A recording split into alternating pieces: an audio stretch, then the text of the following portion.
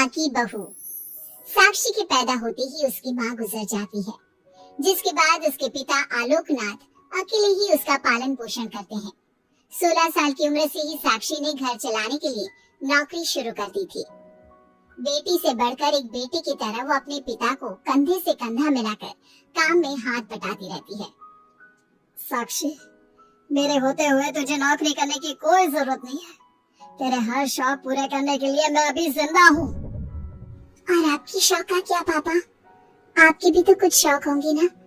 मुझे वही सब पूरे करने हैं। मेरे शौक का क्या बेटा? मैं तो बूढ़ा हो चुका हूँ। मेरे शौक तो तेरी माँ के साथ ही कब के मर चुके हैं। अब तो सिर्फ एक ही सपना है मेरा कि जल्दी से किसी अच्छे लड़के को देखकर तेरी शादी करा दूं। क्या पापा, आपकी हर बात मेरी शादी पर आकर ही क्यों अटक जाती है? अगर मैं चली गई तो आपका ख्याल कौन रखेगा? इसलिए मैं आपको छोड़कर कहीं नहीं जाऊंगी। अरे बेटा, एक ना एक दिन हर लड़के को जाना ही पड़ता है। तुझे भी जाना तो होगा ही। अपने पिता की बातों से निराश होकर साक्षी अपने रूम में चली जाती है। पिता से दूर होने के ख्याल से ही वो फूट फूट कर रोने लगती है। कुछ दिनों के बाद, आलोकनाथ जी, हमारी नजर में एक लड़का है। उसके पास बंगला, कार, सब कुछ है। सुना है करोड़पति लोग है वो। आप कहे तो आपकी बेटी के लिए बात करूं? अरे लेकिन हमारे इतने बड़े परिवार में अपनी बेटी ब्याहने की हैसियत नहीं है। उन सब की चिंता मत कीजिए। उन लोगों को दहेज वगैरह कुछ नहीं चाहिए। वो लोग तो सिर्फ अपने परिवार के लिए गुणी और संस्कारों से परिपूर्ण बहू चाहते हैं। अगर ऐसी बात है तो आप उन लोगों से मेरी बेटी के बारे में बात कीजिए। मेरी बेटी में वो सभी गुण हैं जो वो अपने परिवार की बहू के लिए चाहते हैं। इस तरह वो साक्षी का रिश्ता लेकर अर्जुन नाम के लड़के के परिवार के पास जाता है। साक्षी की फोटो देखकर लड़के वाले उसे झट से पसंद कर लेते हैं, जिसके बाद अर्जुन के परिवार वाले साक्षी को देखने उसके घर पहुंचते हैं। आलोकनाथ जी, हमें तो आपकी लड़की फोटो में ही पसंद आ गई, और फिर भाई साहब ने आपकी लड़की की तारीफ भी बहुत की है। अब तो बस आप हमें उससे मिलवा ही दीजिए। साक्षी बिटिया, बाहर आना तो। साक्षी। अपने पिता की आवाज सुनकर साक्षी तुरंत बाहर आ जाती है और एक एक करके सभी के पैर छूती है। आलोकनाथ जी, आपकी बेटी तो सच में बहुत गुणवान और संस्कारी लगती है। बिटिया, क्या क्या शौक है तुम्हारे? पापा, और अपनी जरूरतें पूरी करने के अलावा मेरे और कोई शौक नहीं है। आपने अपनी लड़की को सच में बहुत अच्छे संस्कार दिए हैं भाई साहब। इसे अपने घर की बहू बनाना तो हमारे लिए सौभाग्य की बात होगी। इस तरह सबकी राजी खुशी से अर्जुन और साक्षी की शादी भी हो जाती है। साक्षी की सास उसे एक माँ का भरपूर प्यार देती है और कभी उसे मायके की कमी महसूस नहीं होने देती। साक्षी बेटा, तू आराम कर। सुबह से घर के काम पर लगी है, थक गई होगी अब बिटिया। नहीं माँ, मैं ठीक हूँ, आप चिंता मत कीजिए। मैंने कहा ना अपने रूम में जाकर आराम कर। अरे काम की टेंशन मत ले। अपनी सास की जिद के आगे हार मानकर साक्षी अपने रूम में चली जाती है। थोड़ी देर बाद उसका पति भी वहाँ पहुँच जाता है। साक्षी, तुमने मेरी रेड कलर की फाइल देखी क्या? जी नहीं, मैंने तो आपकी कोई फाइल नहीं देखी।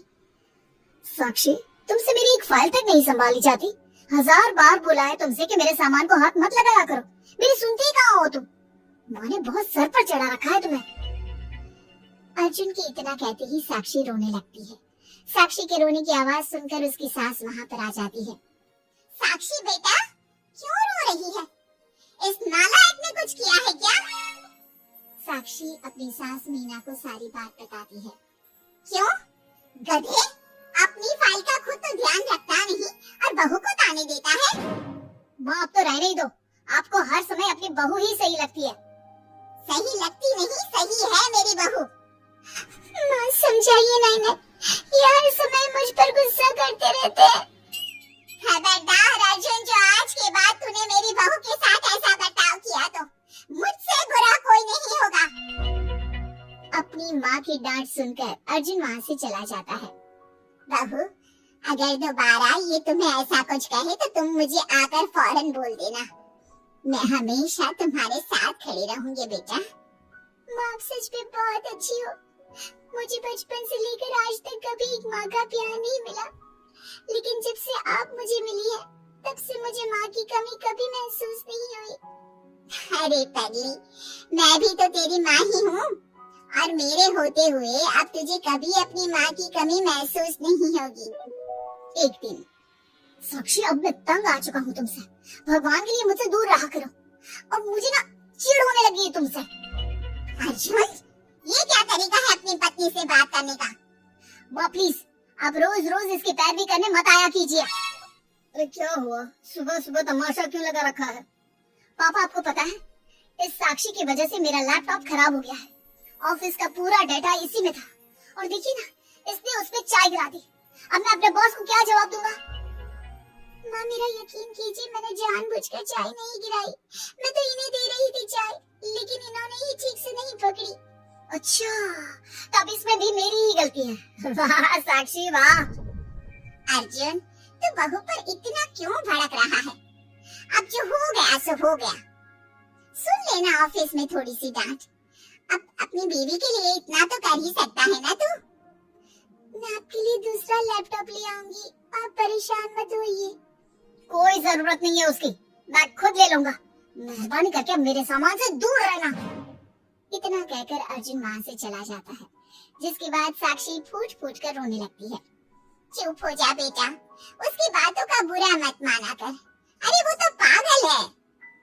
मीना के इतना कहते ही साक्षी उसे कसकर गले लगा लेती है। माँ, आप नहीं होती तो मेरा क्या होता? मैं बहुत भाग्यशाली हूँ जो भगवान ने मुझे सास के रूप में मेरी माँ लौटा दी है। बेटा, जीवन में ये सब चलता ही रहता है, ऐसी बातों को दिल पर नहीं लगाना चाहिए। चल अब अपने आंसू पोंछ और मेरे साथ काम में हाथ बटा। इतना बोलते ही मीना रसोई की तरफ चल देती है। साक्षी भी अपनी सास के पीछे चल देती है और सभी बातों को भूलते हुए खुशी खुशी काम पर लग जाती है। मन ही मन साक्षी अपनी सास को हर जन्म में अपनी माँ के रूप में मांगने के लिए भगवान से प्रार्थना करती रहती है। ऐसे ही दिन बीतते रहते हैं। मीना हर समय ढाल बनकर अपनी बहू के लिए खड़ी रहती। तभी एक दिन पड़ोसी। मीना, तूने अपने बेटे के लिए ये कैसी बहू चुनी है, जिसकी माँ उसके पैदा होते ही गुजर गई? अरे ये तो कुलक्षणी है। ऐसो के घर का तो पानी भी नहीं पीना चाहिए और तूने उस घर से लड़की चुन ली। ये सब फालतू बातें हैं, ऐसा कुछ नहीं होता। मीना, तूने उस बिन माँ की बहू को बहुत सर पर चढ़ा कर रखा है। अभी भी वक्त है, संभाल ले उसे। कहीं ऐसा ना हो कि तेरे हाथों से फिसल जाए तेरी बहू। ये तुम लोग क्या बोल रही हो? मेरी बहू बाकी बहू जैसी नहीं है, वो तो कोहिनूर से भी कीमती है मेरे लिए। हमारा काम था तुझे समझाना, बहू को कभी भी बेटे से बढ़कर प्यार नहीं देना चाहिए, वरना उन्हें बिगड़ते देर नहीं लगती। और यहाँ तो तेरी बहू बिन माँ के पली बड़ी है, न जाने उसके बाप ने कैसे संस्कार दिए होंगे उसे। चुप करो तुम लोग, मैं अच्छे से समझती हूँ तुम लोग मुझे मेरी बहू के खिलाफ भड़काना चाहते हो। देख मीना, हम तेरी सहेलियां हैं, तुझे भड़का कर हमें कुछ नहीं मिलने वाला, लेकिन बहू को इतना सर पर चढ़ाना ठीक नहीं। हमारा काम तो सिर्फ तुझे आगाह करने का था, बाकी मानना न मानना तेरी मर्जी। चल मीना, अब हम लोग चलते हैं, तो अपना ध्यान रखियो। इतना बोलकर सभी लोग वहाँ से चले जाते हैं, जिसके बाद मीना घंटों तक सोच में डूब जाती है और अपने बहू के प्रति इतनी सारी बातें सुनकर कहीं ना कहीं उसके मन में भी साक्षी के लिए हीन भावना जन्म लेती है। तभी वहाँ पर साक्षी भी आ जाती है। माँ जी, ये लीजिए चाय। रख दे और जा। क्या हुआ माँ जी, आप कुछ उखड़ी उखड़ी सी लग रही हैं। कहाँ ना जाए यहाँ से, एक बार में तुझे सुनाई नहीं देता क्या? अपनी सास का बदला सा व्यवहार देख साक्षी तुरंत वहाँ से चली जाती है। अगले दिन। बहू, बहू, कहाँ चली गई? साक्षी! जी माँ जी। ये क्या, घर इतना गंदा कैसे हो रखा है? कभी हाथ पैर भी मार लिया कर इधर उधर, ऐसे तो सारा दिन घर में नाचती रहती है। मैं अभी पूरा कर अच्छे से साफ कर देती हूँ माँ जी। एक हाथ में झाड़ू और दूसरे हाथ में बाल्टी लिए साक्षी चुपचाप घर के कामों में लग जाती है। शाम में। साक्षी, ऑफिस में मेरी कल बहुत जरूरी मीटिंग है, मेरे कुछ कपड़े प्रेस कर दो, मुझे कल जल्दी निकलना है। जी, अभी कर देती हूँ। साक्षी अर्जुन के कपड़े प्रेस कर ही रही होती है, तभी उसके ससुर उसे आवाज लगा देते हैं, जिस पर वो भागते हुए उनके पास जाती है। और थोड़ी देर बाद जब रूम में आती है तो वो देखती है कि अर्जुन के कपड़े बुरी तरह से जल चुके थे। मैंने कहा था ना तुमसे कि कल ऑफिस के मीटिंग में मुझे यही कपड़े पहनने हैं, उसके बाद भी तुमने मेरे कपड़े जला दिए। मुझे माफ कर दीजिए, मुझसे गलती हो गई। ये कोई छोटी मोटी गलती नहीं है, समझ में आ रहा है तुम्हें? शोर की आवाज सुनकर अभय और मीना भी वहाँ पहुँच जाते हैं। क्या हुआ, तुम दोनों लड़ क्यों रहे हो? पापा देखिए ना, इसने मेरी नई शर्ट जला दी जो मैं कल मीटिंग में पहनने वाला था। बेटा, उसे मैंने ही आवाज दी थी, इसलिए वो शायद जल्दबाजी में प्रेस का बटन बंद करना भूल गई होगी। पापा, अब आप भी माँ की तरह इसका साथ दे रहे हैं। अर्जुन, इस बार तो सही है और बहू गलत। आखिर वो इतनी लापरवाह हो कैसे सकती है? माँ जी प्लीज मुझे माफ कर दीजिए। अब तुम्हारी सजा ये है कि अभी और इसी वक्त तुम मेरे बेटे के लिए हूबहू ऐसी ही शर्ट ढूंढ कर ले आओ। जाओ। तुम्हारा दिमाग खराब हो गया है क्या? इस समय कहाँ जाएगी हमारी बहू? और अब तो सारी दुकानें भी बंद होने वाली होंगी। अगर दुकानें बंद हो भी गई होंगी तो उसे खुलवाकर मेरे बेटे के लिए शर्ट लेकर आओ। माँ रहने दीजिए, इन सब की कोई जरूरत नहीं है। पापा ठीक कह रहे हैं, इस समय कहाँ जाएगी ये? मैं कोई दूसरा शर्ट पहन लेता हूँ। मैंने जो कह दिया सो कह दिया। अब गलती इसने की है तो सुधारना भी इसे ही पड़ेगा। जाकर शर्ट लेकर आओ। मीना की बातें सुनकर साक्षी रोते हुए वहाँ से चली जाती है और रात के 10 बजे तक पति के लिए दुकानों पर जाकर कपड़े ढूंढती रहती है। थक हार कर करीब 12 बजे साक्षी कपड़े लेकर घर पहुँचती है। अर्जुन की ऑफिस के मीटिंग के लिए तुम्हें हूबहू वैसे ही कपड़े मिले या नहीं? ये रहे कपड़े मम्मी जी। साक्षी अपनी सास को कपड़े देकर जा ही रही थी कि मीना उसके हाथ में चोट देखती है। ये चोट कैसे लगी तुझे?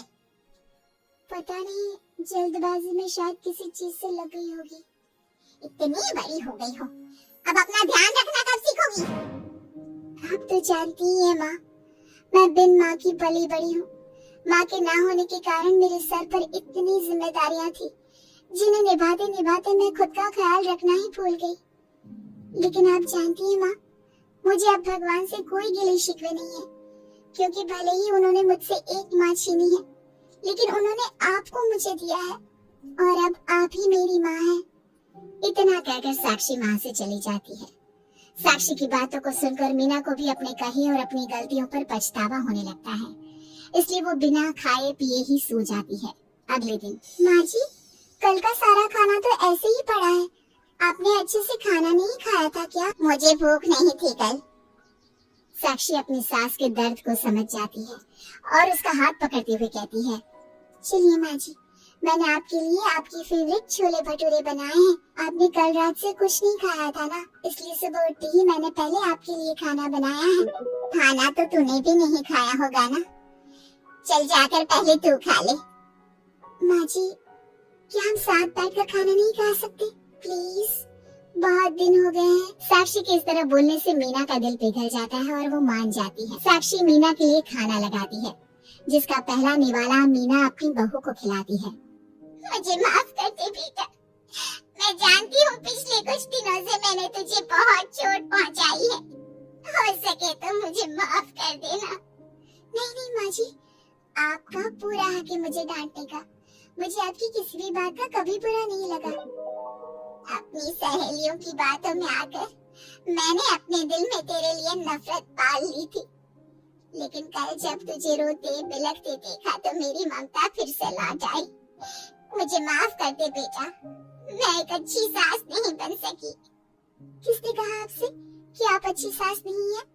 आप तो वर्ल्ड की बेस्ट सास हो, और सच कहूं, उससे भी बढ़कर best best best and best मेरी माँ हो आप। इतना कहकर साक्षी अपनी सास को गले लगा लेती है और उसके बाद दोनों पहले की ही तरह हंसी खुशी साथ रहने लगते हैं।